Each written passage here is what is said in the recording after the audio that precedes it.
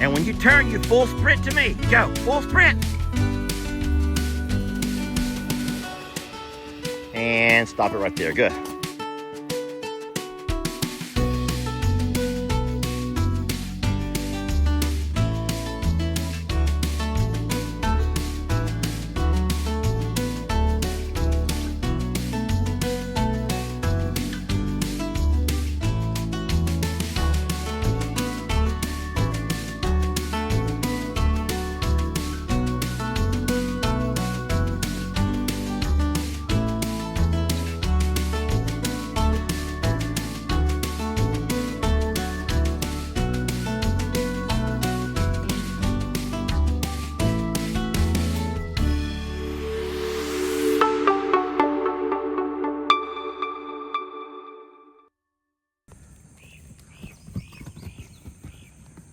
You can see a whole lot of your pecking order. This morning we have put out hay, just a flake of alfalfa. And when you do this, especially in a smaller sort of confined area, you can see who's able to move who. And so watch for yourselves, just watch. So in a way, it's a little bit sad that you can't really have anyone get settled because they're still, in a way, juggling or jockeying for position. But it's also pretty powerful to watch.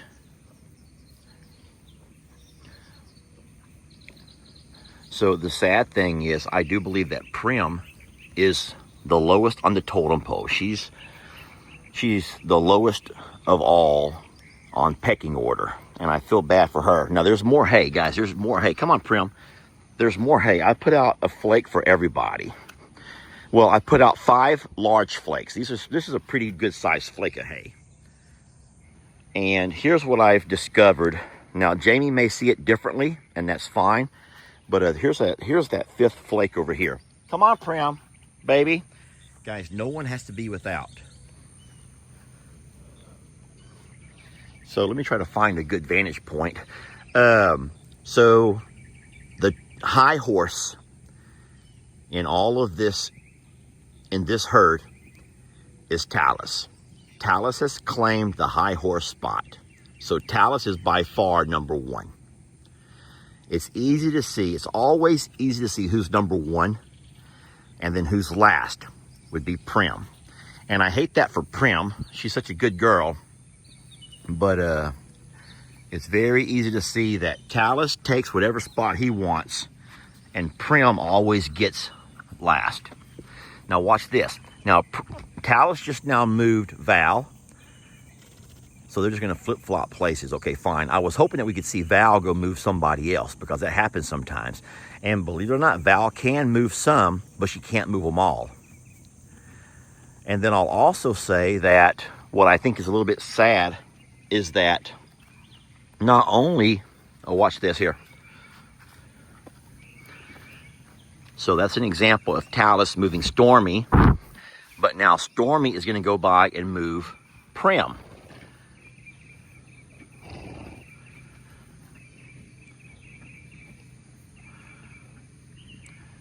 And then Prim is not able to move anybody. So instead, she'll just walk along until she finds an open flake of hay, which is over here beside Val. Let's see what happens here if Val allows her to eat that close. Yeah, they're going to be fine. Okay, well, it's interesting to see how all of that works out. How many of you guys predicted that? That's a wonderful question. How many predicted that Talus would take the top spot? And how many thought that, believe it or not, it's not Val? If you've been thinking that Val is the bottom, believe it or not, you were wrong. Prim is still the bottom. And don't you kind of hate that for her? I mean, doesn't that make you feel bad for her? I know you can't control it. You know, you can't control all that kind of stuff. It's animal behavior, and it's been going on for a lot longer than we've been around. How they jockey for position. But I just feel so bad for her. She's such a good horse. But I also know that Val's a good horse. Oh boy, here we go.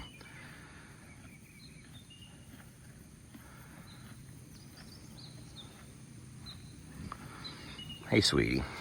Now, they're all good horses. I don't mean they're bad horses. They're just, some are just very sweet-natured. And you hate to see those that are so sweet-natured be picked on or moved around. Here we go. Let's see what's going to happen here. Talus moved Val. Stormy moved Prim. Val's just coming for some loving. Stormy wants the only loving. Okay. You guys are something. You know that? You're just something else. Poor tiny ears man over here. Little tiny ears guy. The guy with tiny hands and tiny ears. Have y'all ever noticed that about Bucky's? Tiny feet. Tiny feet. Look at here. Guys, Val is able to move Bucky's.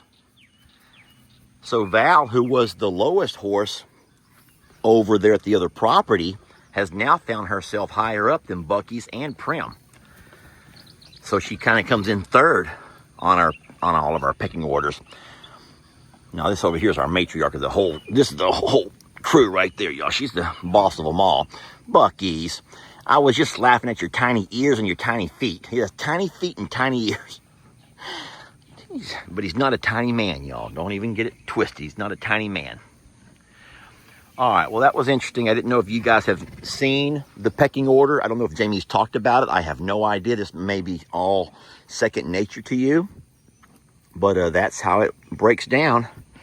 Number 1, Talus.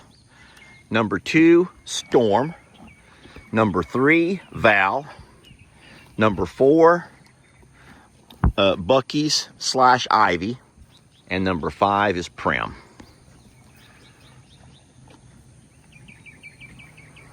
Oh, Mr. Tiny Ears and Tiny Hands, I'm so sorry. It's okay. Good boy. Daddy loves you, okay? Daddy loves this good boy. I'm blind in one eye. Look, that's a bad eye. Hey, I can't see nothing over there. Turn over on the other side, will you? All right. Who had that really wonderful idea about go ahead and taking these kittens to the jail?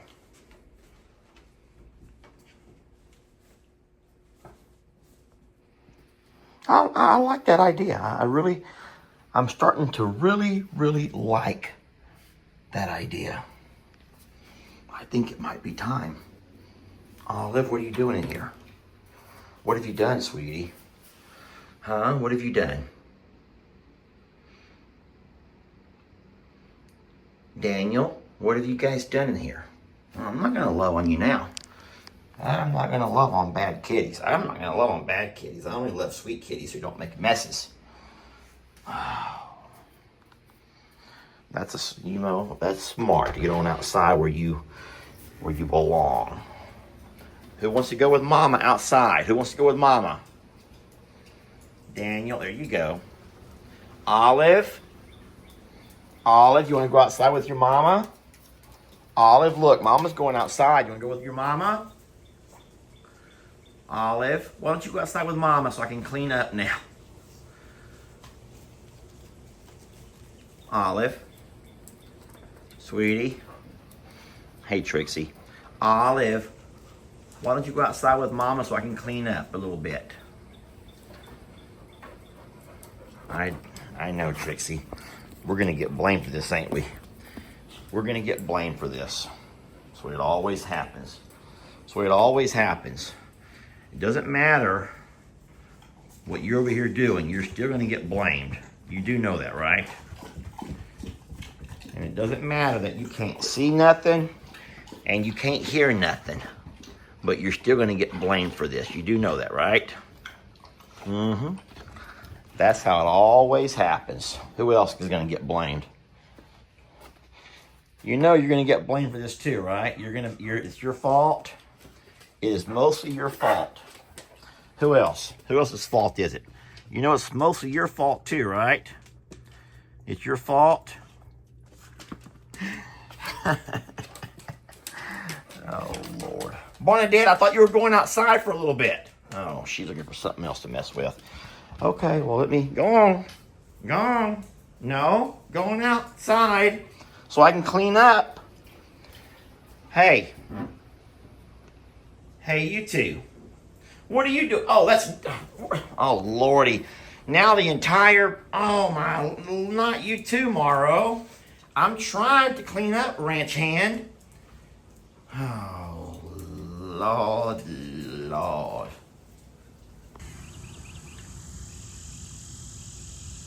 Terrance, move away from my prayer place.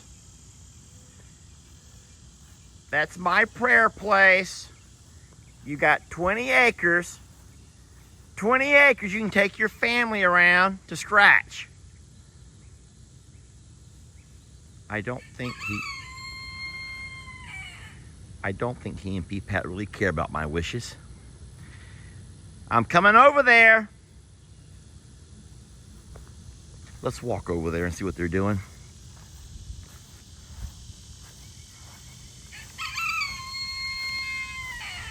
Oh, it's too late now. I done caught you. So I actually like this about the chickens. A lot of people don't understand why you have free-ranging chickens. So I'm not trying to say that we're cheap and we don't want to feed them. But to be honest, we don't have to. No, we do. We have chicken feed, scratch. And we can throw it out. But I kid you not, there is scratch sitting in their chicken yard and they don't want it. You know why? Because their bellies are full. Guess what they're eating? Guess what they're eating? You know what? I'm not going to tell you. I want you all in the comments to tell each other what they're eating. Why would they be over here scratching through all of these leaves and then scratching through all of this over here? What are they eating? That'll be really neat to see. What do y'all think they're scratching for? And then the second question is, what they're eating benefiting us? Is it actually helping us, the humans, to allow them to scratch through your yard? Now, I know some of you guys who are into landscaping are saying, oh man, they're just making all that. This looks horrible, Lester. You can't allow all that. But we're not so much into the landscaping part. Hey, there's Carl. Hey, Carl. You getting hungry? Carl's like, I'm famished. I am famished. But no, these chickens, guys, I understand that you're upset that we lost one. Boy, we all hate that. We all hate the fact that we lost one. But the benefits of having free-ranging chickens are here you go. You all heard that thing about risk versus reward? Risk versus reward.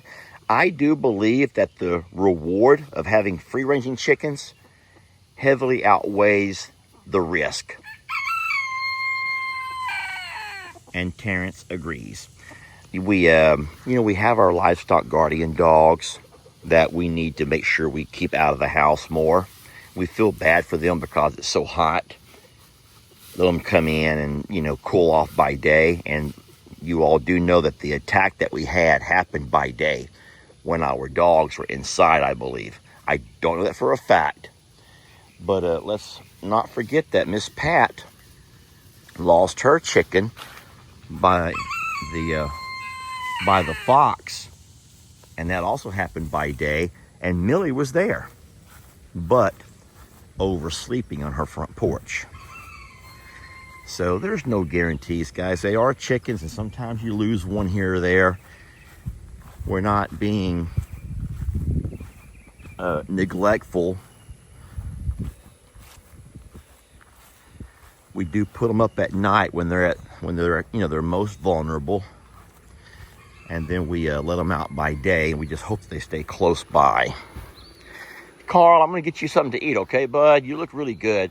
What I like to do, guys, and I've already said this before in other videos, is I watch his behavior. I look at his color. I look at his like his skin. You don't want his skin to be loose. You want him to have a lot of elasticity in his neck and his legs. You don't want to have like just hanging skin, and he looks wonderful. So even though he does spend a lot of time on those eggs, he's not overdoing it. He's drinking, he's eating. You can tell that he's hydrated, he's fat. Well, he's healthy, and he's alert. His eyes are not clouded over. He's shiny. His feathers look great. So we're not concerned with Carl and his health, even though Jamie is going to make a video talking about the what ifs. And what I mean by that is, what ifs the eggs don't hatch? At what point do we have to intervene and pull the eggs? But that's something that I wanted Jamie to talk about, because Jamie is more familiar with chickens who are broody and what they go through when they have to have those babies pulled. And then I think that's more of a topic for Jamie to cover, because she'll be able to cover it and be more sensitive than what me as a man, because I'm just a man, and Jamie as a woman. And well, you guys already know that women who have babies, and I'm not saying that moms get, like, human women don't get broody, but in a way, you do. It's that inner thing that comes over and just takes over. It like takes you over, your desire for your children and your love for your children. And I think it happens from the time that you realize that you're pregnant, and it begins to grow inside of you. And those are things that men don't experience. I mean, yeah, we find out that our wife is pregnant. Yay, that's awesome. We're going to have a baby. We're going to be a dad. But women see it so much deeper than what men do. And so that's why I want Jamie to talk about the possibilities of if it just doesn't happen. Because remember, we still feel like those eggs hatching back in May several years ago was quite the miracle, because everyone told us it wasn't possible, not here in Texas. And so, yeah, big birds like that hatch eggs all the time in Africa and other places around the world where they live.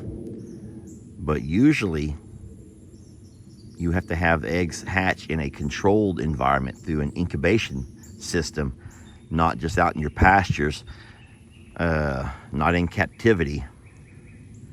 And so how wonderful of a job Carl did years ago. But we are well past the date, guys. We're well past the date, or we're at the date where if there's going to be babies born, they should be being born, and they're not. So we'll have Jamie talk more about that, and at some point we will have to make a decision. But let's leave that video for Jamie. I'm going to go grab Carl a bite to eat, and then we're not going to drive down and look at the eggs right now. We just saw them a couple of days ago. But I can promise you one thing. If there were babies on the ground, if there were new boots on the ground, new boots, get it? Carl would be there. He wouldn't be over here. All right, let's go mix them up something to eat. Friends, we want to thank you guys for watching today's video. I'm going to ask you to do us a favor before you leave. It's the same thing I used to ask my students to do after we would finish a chapter book. You know, back when I was teaching, I would say, if you had to go tell your mom or your dad or tell a friend one thing about today's, chapter, what would you tell them? What did you have a moment that you really enjoyed? Did you have maybe an ah moment, or kind of an aha moment? Was there anything that caught you by surprise?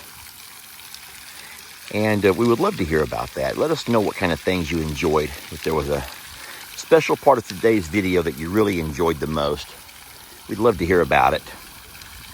And we thank y'all for watching. We're very blessed to have you. And what we'll do is catch you guys in the next video, huh?